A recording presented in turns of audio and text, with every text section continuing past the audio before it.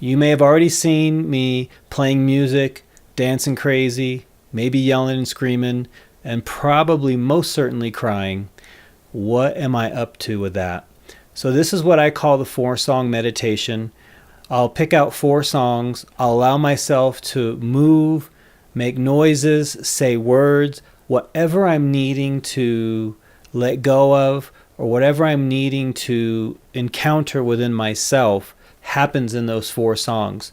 Why 4 songs? Because that, for me, is the minimum amount I need to move through some emotional cycle to where at the end of those 4 songs, I know something has shifted inside, something has changed. My mind state has changed, my heart state has changed. I'm in a place of more clarity and depth in my life. So why do this? What am I getting out of it, and what might you get out of it? Well, let's start at the most basic layer of this and go deeper from there. So the most basic layer is to deal with life stress, triggers, and built up emotions. You may go to work and somebody says something, or there's someone at work that bugs you, and the way they behave triggers you, and you build up resentment and anger. And you want a way to peacefully deal with this, but it's impossible to peacefully deal with a situation while you're triggered. Or if you've got a backlog of weeks or months, or maybe in some cases years of resentments. So we need a way to contact those feelings that have been stuffed down and repressed and let them out, so we can clear some space, so we can clear our mind, so we can look at the situation with more mental intelligence, emotional intelligence, and from a more peaceful perspective. Another way to use it is if you've had a rough day. It's a way to, within 20 minutes, change your mindset, change your mood, change your energy, so that now if you're coming home to kids or to your partner, you have a way to say, give me 20 minutes, let me get myself together, go do something for 20 minutes of practice, and it puts you in a different place to be ready to be with your family or be with the ones you love in an open state, to where you're not dragging the difficulties of the day with you into that relationship that they don't need to have any part of. We are responsible for our well-being. We are responsible for our state of mind. We are responsible for this condition of our emotional body, and we do not want to burden other people with a bad day. And so this is a great way to take responsibility for that. So it's similar to the way you may feel after you take a nice long run or some form of exercise. So why do this if you can handle it through exercise? Well, I'll tell you, let's go take it down just another layer deep.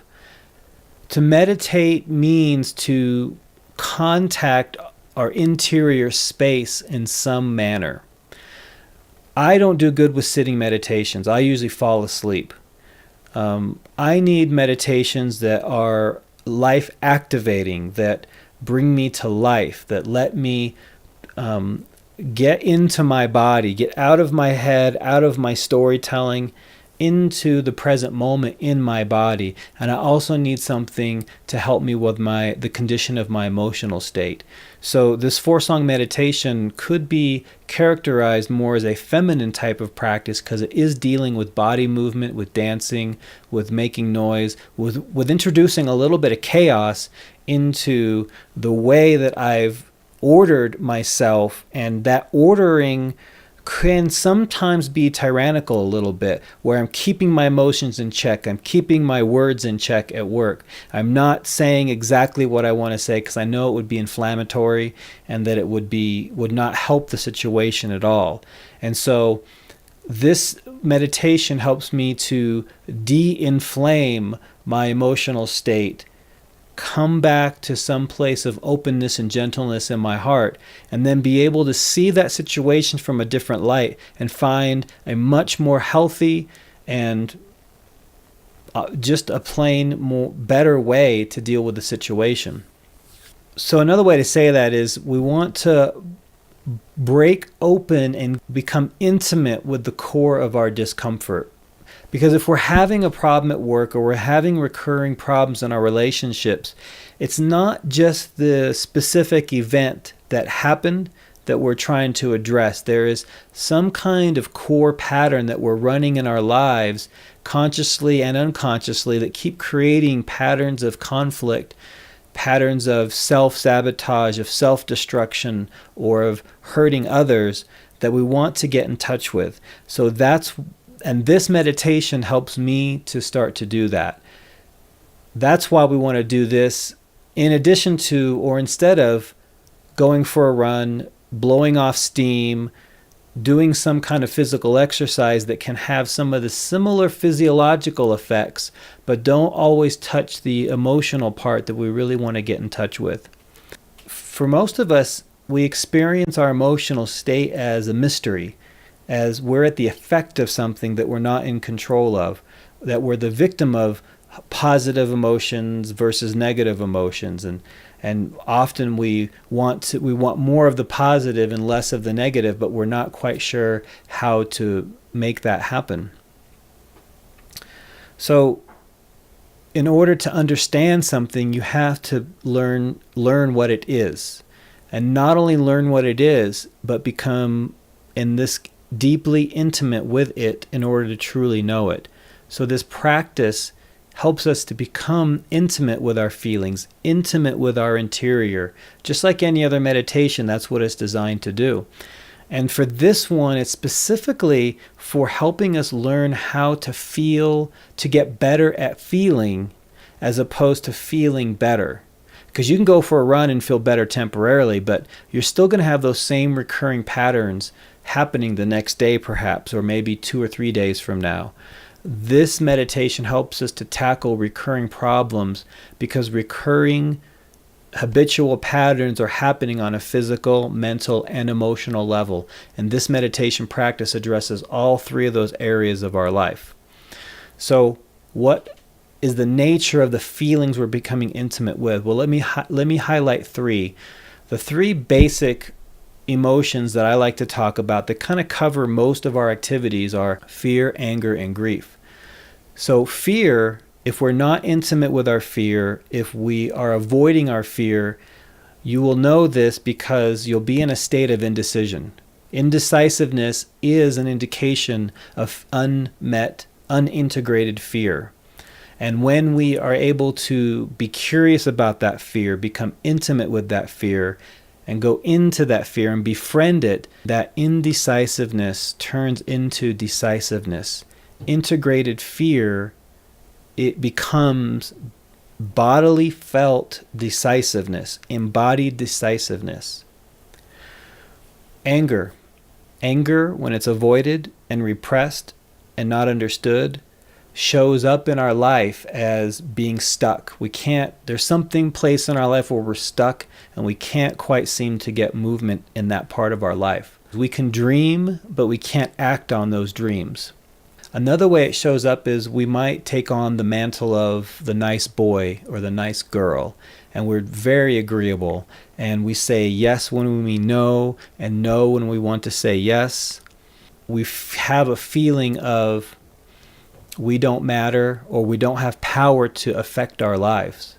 If there's something happening at work where perhaps there's a situation that you want to speak up for, you're going to have one of 2 reactions with repressed anger. Either you're not going to speak up about it because you're going to be too afraid, or you're going to overreact and aggressively force your viewpoint down someone's throat because you're afraid that if you are calm and neutral, that no one will pay attention to you. You don't have a connection to your own personal authority. You don't know that you matter. So you might overcompensate and become aggressive. Another way to say this is either we be the nice guy, the nice girl, we don't say what we really mean, or we explode in some form of anger and aggression that we often later will feel foolish about or embarrassed by, or righteous about, depending on the way you go with that. But either way, it's not coming from a sense of self-esteem, a sense of self-authority.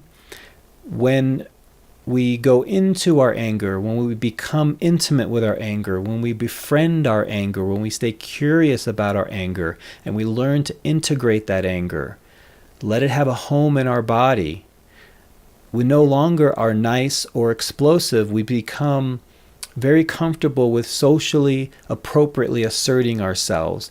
Anger, repressed, is mutated into something harmful. Anger, unfolded and integrated, becomes socially appropriate assertion of ourselves.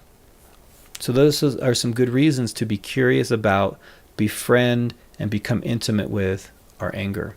And the third is grief. When we're not able to grieve or mourn, I'm going to use those words interchangeably, we enter one of two states. Either we can become incredibly numb and unfeeling, life loses its color, life loses its value, and we don't know why we're even living. We can actually become that dark into it.